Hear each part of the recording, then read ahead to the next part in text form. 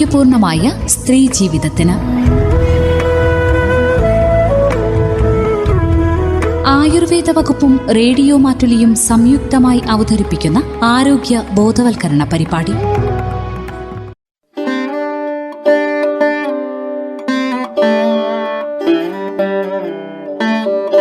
നമസ്കാരം, തന്മയിലേക്ക് സ്വാഗതം. നമ്മുടെ ശരീരത്തിലെ വിവിധ ഹോർമോണുകളെക്കുറിച്ചും അതോടൊപ്പം ഹോർമോണുകളുടെ പ്രവർത്തനത്തെപ്പറ്റിയും മനസ്സിലാക്കാം ഇന്ന് തന്മയിലൂടെ. വിവരങ്ങൾ പങ്കുവയ്ക്കുന്നത് മാനന്തവാടി W ആയുർവേദ സ്ത്രീരോഗ സ്പെഷ്യാലിറ്റി ക്ലിനിക്കിലെ ഡോക്ടർ ശ്രുതി EJ.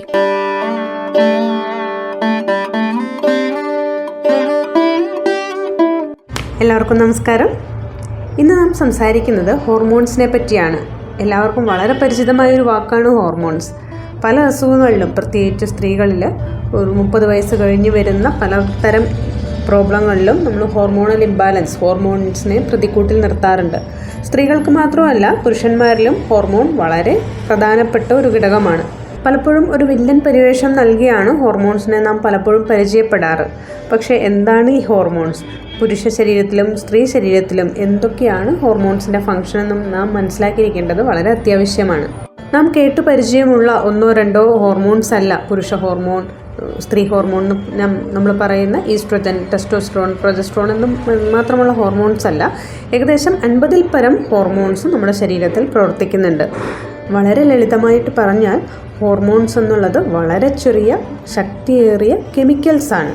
അത് ശരീരത്തിൻ്റെ ഒരു ഭാഗത്തു നിന്നും മറ്റു ഭാഗത്തേക്ക് പലതരം മെസ്സേജുകളെ കൊടുക്കുന്നതും സ്വീകരിക്കുന്നതുമായ ഒരു മെസ്സഞ്ചർ സിസ്റ്റമാണെന്ന് പറയാം.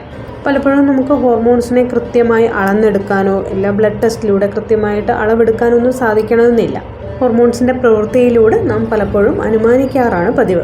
നാം പലപ്പോഴും കുഞ്ഞുങ്ങൾ ഉണ്ടാവുന്നതുമായിട്ട് ബന്ധപ്പെട്ടും സെക്സുമായി ബന്ധപ്പെട്ടുമൊക്കെയാണ് ഹോർമോൺസിനെ പലപ്പോഴും ചേർത്ത് പറയാറ്. പക്ഷേ ഇത് മാത്രമല്ല, നമ്മുടെ ശരീരത്തിലെ ഓവറോൾ എല്ലാ പ്രവർത്തനങ്ങളിലും ഹോർമോൺസിൻ്റെ പങ്കുണ്ട് എന്നുള്ളതാണ് സത്യം. നമ്മളെങ്ങനെ ചിന്തിക്കുന്നു, നമ്മളെങ്ങനെ ഓരോ കാര്യങ്ങൾ ഓർഗനൈസ് ചെയ്ത് ചെയ്യുന്നു, എങ്ങനെ ഉറങ്ങുന്നു, എങ്ങനെ മറ്റുള്ളവരോട് സംസാരിക്കുന്നു, നമ്മുടെ ശരീരപ്രകൃതി എങ്ങനെയായിരിക്കണം, നമ്മൾ തടി കൂടണോ മെലിയണോ എന്നെല്ലാം തീരുമാനിക്കുന്നത് നമ്മുടെ ഹോർമോൺസാണ്. ലൈംഗിക അവയവങ്ങളിൽ മാത്രമല്ല, പ്രത്യേകിച്ച് സ്ത്രീകളിലാണെങ്കിൽ യൂട്രസ്, വജൈന, ഓവറി, ബ്രസ്റ്റ് എന്നിവിടങ്ങളിൽ മാത്രമല്ല ഹോർമോൺസിനുള്ള പ്രവർത്തന മേഖല. പുരുഷന്മാരിലാണെങ്കിലും ടെസ്റ്റോസ്റ്ററോൺ എന്ന പുരുഷ ഹോർമോണിന് ഒരു പുരുഷ ലൈംഗികാവയവങ്ങളിൽ മാത്രമല്ല ഈ ഹോർമോൺസ് പ്രവർത്തിക്കുന്നത്. ഓവറോൾ എല്ലാ ശരീരകോശങ്ങളിലും ഹോർമോൺസിൻ്റെ പ്രവർത്തനം നടക്കുന്നുണ്ട്. നമ്മുടെ പ്രധാന ഹോർമോണായ ഈസ്ട്രോജൻ, ടെസ്റ്റോസ്റ്ററോൺ എന്നിവയുള്ള റിസപ്റ്റേഴ്സ് നമ്മുടെ തലച്ചോറിൽ, നമ്മുടെ ഹൃദയത്തിൽ, എല്ലിൽ, അങ്ങനെ ഓരോ അവയവത്തിലും ആ ഒരു ഹോർമോൺസിനെ സ്വീകരിക്കാനുള്ള റിസപ്റ്റേഴ്സ് ഉണ്ട്. ഒന്ന് മൊത്തം പറഞ്ഞാൽ നമ്മുടെ മുടി തൊട്ട് കാലടി വരെ ഉള്ള ഓരോ സെല്ലിലും ഹോർമോൺസിന് പ്രവർത്തിക്കാനുള്ള സാഹചര്യമുണ്ട്. നമ്മൾ പറഞ്ഞു, ഈ 50-ൽ പരം ഹോർമോണുകൾ വളരെ യോജിച്ച്, വളരെ സമന്വയത്തോടെ ഒരു ടീമായി വർക്ക് ചെയ്യുമ്പോഴാണ് നമ്മുടെ ശരീരത്തിൻ്റെ ഏറ്റവും മികച്ച ആരോഗ്യം നമുക്കുണ്ടാവുന്നത്.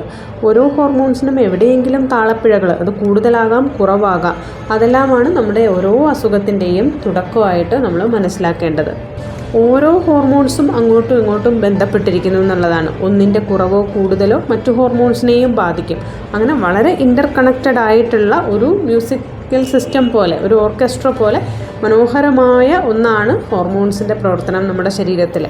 ഇനി നമുക്ക് വളരെ പ്രധാനപ്പെട്ട ഹോർമോണായ ഈസ്ട്രോജൻ്റെ പ്രവർത്തനത്തെപ്പറ്റി നോക്കാം. അത് കൂടിയ അളവിൽ സ്ത്രീകളിലും, ഒരു സ്ത്രീ ഹോർമോൺ ആയതുകൊണ്ട് തന്നെ കൂടിയ അളവിൽ സ്ത്രീകളിലും വളരെ കുറഞ്ഞ അളവിൽ പുരുഷന്മാരിലും അതിൻ്റെ പ്രവർത്തനം ഉണ്ട്. നമുക്കെല്ലാം അറിവുള്ളതുപോലെ തന്നെ റീപ്രൊഡക്റ്റീവ് ആൻഡ് സെക്ഷുവൽ ഹെൽത്ത് ആണ് ഒരു ഹോർമോൺസിൻ്റെ ഏറ്റവും പ്രൈമറി ആയിട്ടുള്ള ഫംഗ്ഷൻ. നമ്മുടെ മെൻസ്ട്രുവൽ സൈക്കിൾ കൃത്യമായിട്ടുള്ള ആർത്തവം വരുന്നതിനും കൃത്യമായിട്ടുള്ള ഓവുലേഷൻ, നിർഗമനം നടക്കുന്നതിനും ഒരു സെക്കൻഡറി സെക്ഷുവൽ ക്യാരക്ടേഴ്സ് എന്ന് പറയും. നമ്മുടെ പ്രത്യേകിച്ച് പെൺകുട്ടികളിൽ ബ്രസ്റ്റ് ഡെവലപ്മെന്റ്, അരക്കെട്ടിന്റെ വണ്ണം, അതുപോലെ ഒരു സ്ത്രീത്വ സഹജമായ എല്ലാ ക്യാരക്ടേഴ്സും ഒരു സ്ത്രീക്ക് കൊടുക്കുന്നത് ഈസ്ട്രോജൻ ഹോർമോണാണ്. അതുപോലെ ഒരു ഫെർട്ടിലിറ്റി, നമ്മുടെ കൃത്യമായിട്ടുള്ള ഒരു പ്രത്യുൽപാദനപരമായ എല്ലാ സവിശേഷതകളും എല്ലാ ആരോഗ്യവും സ്ത്രീക്ക് കൊടുക്കുന്നത് ഈസ്ട്രോജൻ ഹോർമോണാണ്. എങ്കിൽ അതുമാത്രമല്ല, രണ്ടാമതായി നമ്മുടെ ബോൺ ഹെൽത്തിനെ, ഒരു സ്ത്രീയുടെ പുരുഷൻ്റെയും ബോൺ ഹെൽത്തിനെ സ്വാധീനിക്കുന്നതിൽ ഈസ്ട്രോജൻ ഹോർമോണിന് വളരെ വ്യക്തമായ പങ്കുണ്ട്.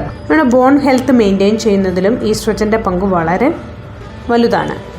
ബോൺ ഡെൻസിറ്റി മെയിൻ്റനൻസ്, അതായത് നമ്മുടെ എല്ലിൻ്റെയും പല്ലിൻ്റെയും അത് ആരോഗ്യം നിലനിർത്തുന്നതിലും അതിൻ്റെ ഒരു കട്ടി മെയിൻറ്റെയിൻ ചെയ്യുന്നതിലും അത് ബോൺ നശിച്ചു പോകുന്നത് തടയുന്നതിനുമെല്ലാം ഈസ്ട്രോജൻ ഹോർമോൺ കൃത്യമായ പങ്ക് വഹിക്കുന്നുണ്ട്. അതുപോലെ കാർഡിയോവാസ്കുലാർ ഹെൽത്ത്, നമ്മുടെ ഹൃദയത്തിൻ്റെയും ഹൃദയധമനികളുടെയും ആരോഗ്യം സംരക്ഷിക്കുന്നതിൽ ഈസ്ട്രോജൻ ഹോർമോൺ വളരെ പ്രധാനമായ പങ്ക് വഹിക്കുന്നുണ്ട്. നമ്മുടെ കൊളസ്ട്രോളിൻ്റെ, ശരീരത്തിലെ കൊഴുപ്പിൻ്റെ ബാലൻസ് നിലനിർത്തുന്നതിലും ഈസ്ട്രോജൻ പ്രധാനമാണ്. നല്ല കൊളസ്ട്രോളായ HDL കൊളസ്ട്രോളും ചീത്ത കൊളസ്ട്രോളായ LDL കൊളസ്ട്രോളും അതിൻ്റെ ഒരു HDL കൊളസ്ട്രോളിനെ കൂടിയ അളവിൽ നിലനിർത്തുന്നതെല്ലാം ഈസ്ട്രോജൻ ഒരു പ്രധാനമാണ്.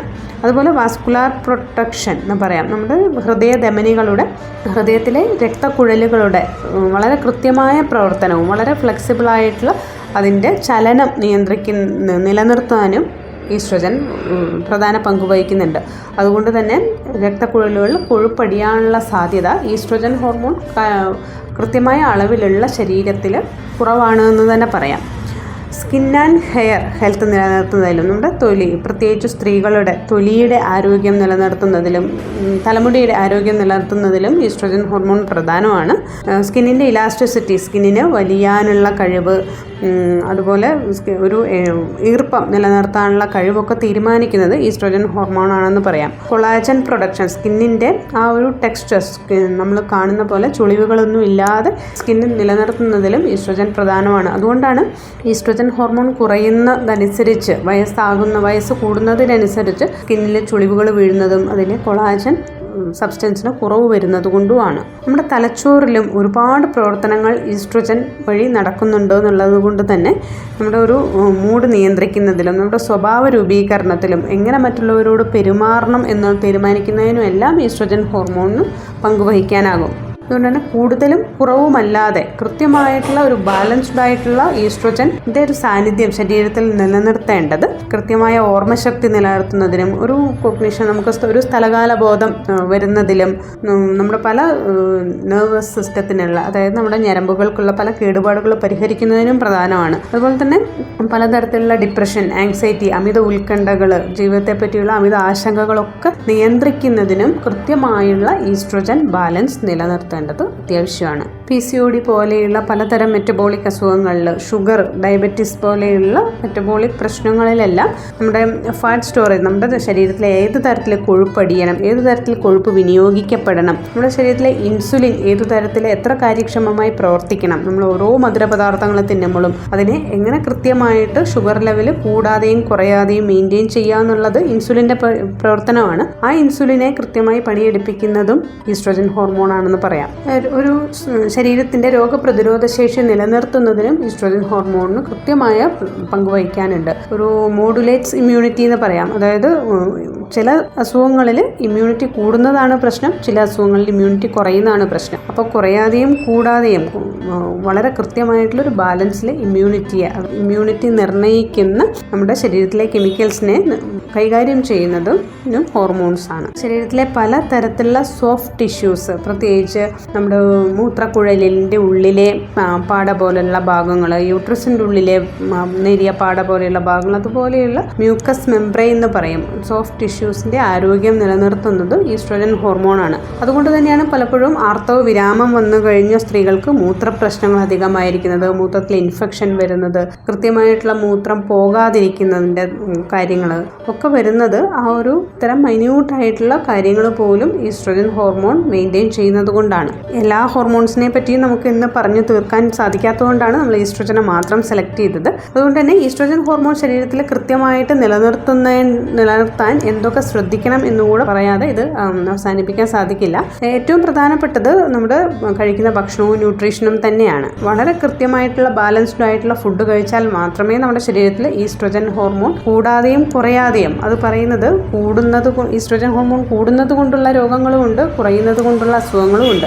ഇത് രണ്ടിനെയും മാറ്റി നിർത്തി നമുക്കൊരു ബാലൻസ് അവിടെ ഉണ്ടാക്കണമെങ്കിൽ കൃത്യമായിട്ടുള്ള ഡയറ്റ് ന്യൂട്രീഷൻ വേണം. ഏറ്റവും നാരുകളടങ്ങിയ ഭക്ഷണങ്ങൾ, പച്ചക്കറികൾ, പ്രത്യേകിച്ച് ക്യാബേജ് വെറൈറ്റികളൊക്കെ കഴിക്കുന്നത് ഈസ്ട്രോജൻ ഹോർമോണിൻ്റെ ബാലൻസിനെ നിയന്ത്രിക്കുന്നതിൽ പ്രധാനമാണ്. അതുപോലെ സസ്യങ്ങളിൽ അടങ്ങിയിരിക്കുന്ന ഹെൽത്തി ആയിട്ടുള്ള ഈസ്ട്രോജൻ ആണ് ഫൈറ്റോ ഈസ്ട്രോജൻ. അത് നമുക്ക് പലപ്പോഴും പലതരം സീഡ്സിൽ, എള്ളിൽ, സോയാബീൻസിൽ, നമ്മൾ പയറുവർഗ്ഗങ്ങളിലൊക്കെ ഈ ഫൈറ്റോ ഈസ്ട്രോജൻ അടങ്ങിയിട്ടുണ്ട്. ഇത് കൃത്യമായിട്ടുള്ള വളരെ നാച്ചുറലായിട്ട് ഈസ്ട്രോജൻ ഹോർമോണിനെ മെയിൻറ്റെയിൻ ചെയ്യാൻ നമുക്ക് ഇത്തരം ഭക്ഷണ പദാർത്ഥങ്ങൾ ഉൾപ്പെടുത്തുന്നത് സഹായിക്കും. അതുപോലെ തന്നെ ശ്രദ്ധിക്കേണ്ടതാണ് കൂടുതൽ പ്രോസസ്ഡ് ആയിട്ടുള്ള ഫുഡ്, അമിതമായ അളവിൽ മധുരം, അധികമായിട്ടുള്ള കാർബോഹൈഡ്രേറ്റ് അതായത് ബ്രെഡ്, ബിസ്ക്കറ്റ് പോലെയുള്ള കൂടുതൽ കാർബോഹൈഡ്രേറ്റ് റിച്ച് ആയിട്ടുള്ള പദാർത്ഥങ്ങളും മധുരവും ഒഴിവാക്കേണ്ടതും ഇതിന് വളരെ അത്യാവശ്യമാണ്. ഇത്തരം ഭക്ഷണങ്ങൾ കഴിക്കുന്നതിലൂടെ ഈസ്ട്രോജൻ ഹോർമോണിൻ്റെ അളവ് കൂടുകയും അതുവഴി പലതരത്തിലുള്ള പ്രശ്നങ്ങൾ സ്ത്രീകളിൽ വരാറും സാധ്യതയുണ്ട്. ലിവർ ഹെൽത്തിനെ കൃത്യമായി മെയിൻറ്റെയിൻ ചെയ്യുക എന്നുള്ളതും ഈസ്ട്രോജൻ ഹോർമോണിൻ്റെ ആരോഗ്യത്തിന് വളരെ പ്രധാനമാണ്. കാരണം കൂടി നിൽക്കുന്ന ഈസ്ട്രോജനെ പുറന്തള്ളുന്നതും അതിനെ ഡീടോക്സിഫൈ ചെയ്ത് കളയുന്നതും എല്ലാം കരളിൻ്റെ പ്രവർത്തനമാണ്. അതുകൊണ്ട് കരളിൻ്റെ പ്രവർത്തനത്തെ ബാധിക്കുന്ന യാതൊന്നും ചെയ്യാതിരിക്കുക. കൂടുതലായിട്ടുള്ള ആൽക്കഹോൾ കൺസപ്ഷൻ, കൂടുതലായിട്ടുള്ള മരുന്നുകൾ കഴിക്കുക പോലെയുള്ള കൂടുതലായിട്ടുള്ള കൊഴുപ്പടങ്ങിയ ഭക്ഷണങ്ങൾ കഴിക്കുക, ഇതെല്ലാം ലിവറിൻ്റെ ആരോഗ്യത്തെ തകർക്കുകയും ഈസ്ട്രോജൻ ഹോർമോൺ ശരീരത്തിൽ കൂടി നിൽക്കാൻ സാധ്യത ഏറുകയും ചെയ്യും. അതുപോലെ ശരീരത്തിൻ്റെ ശരീരത്തിൻ്റെ ഭാരം കൃത്യമായ അളവിൽ മെയിൻറ്റെയിൻ ചെയ്യുക എന്നുള്ളത് വളരെ പ്രധാനമാണ്. അമിതമായ അളവിൽ കൊഴുപ്പടിഞ്ഞു കൂടുന്നത് ഈസ്ട്രോജൻ ഹോർമോണിൻ്റെ കൂടിയ അളവിനും, എന്നാൽ കൃത്യമായ അളവിൽ കൊഴുപ്പില്ലാത്തത്, വളരെ മാൽന്യൂട്രീഷൻ, മെലിഞ്ഞിരിക്കുന്ന ശരീരത്തിൽ ഈസ്ട്രോജൻ ഹോർമോണിൻ്റെ അളവ് കുറയുന്നതും സാധാരണമാണ്. ഈ ഫാറ്റിൽ നിന്നാണ് കൃത്യമായിട്ടുള്ള ഈസ്ട്രോജൻ ഹോർമോൺ പരിണമിച്ചുണ്ടാകുന്നതിൻ്റെ ഒരു ഭാഗം ഫാറ്റിൽ നിന്നാണ് ഉണ്ടാകുന്നത്. അതുകൊണ്ട് തന്നെ കൃത്യമായ നോർമൽ ഹെൽത്തി ആയിട്ടുള്ള കൊഴുപ്പ് ശരീരത്തിൽ സൂക്ഷിക്കുക എന്നുള്ളതും അതിനുവേണ്ടിയുള്ള വ്യായാമങ്ങളും ഫുഡുകളും നിയന്ത്രിക്കുക എന്നുള്ളതും പ്രധാനമാണ്. അതുപോലെ കൃത്യമായി ഉറങ്ങുക, കൃത്യമായിട്ട് നമ്മൾ സ്ട്രെസ്സിനെ മാനേജ് ചെയ്യുക, അമിത ഉത്കണ്ഠകളെയൊക്കെ ഒഴിവാക്കുക, വളരെ കൃത്യമായിട്ടുള്ളൊരു മീഡിയം എക്സസൈസ് എല്ലാ ദിവസവും റൂട്ടീനിൽ ഉൾപ്പെടുത്തുക എന്നുള്ളതെല്ലാം ഈസ്ട്രോജൻ ഹോർമോണിനെ നമുക്ക് കൃത്യമായി ബാലൻസ് ചെയ്യാൻ വളരെ പ്രധാനമാണ്.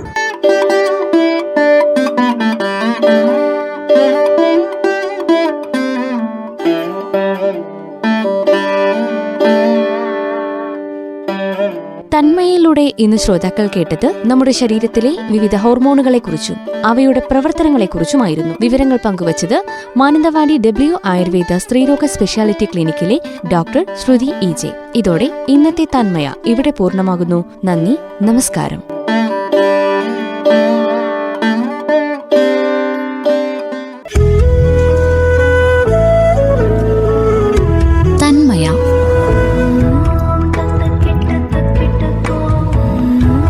ആരോഗ്യപൂർണമായ സ്ത്രീ ജീവിതത്തിന് ആയുർവേദ വകുപ്പും റേഡിയോ മാറ്റുലിയും സംയുക്തമായി അവതരിപ്പിക്കുന്ന ആരോഗ്യ ബോധവൽക്കരണ പരിപാടി.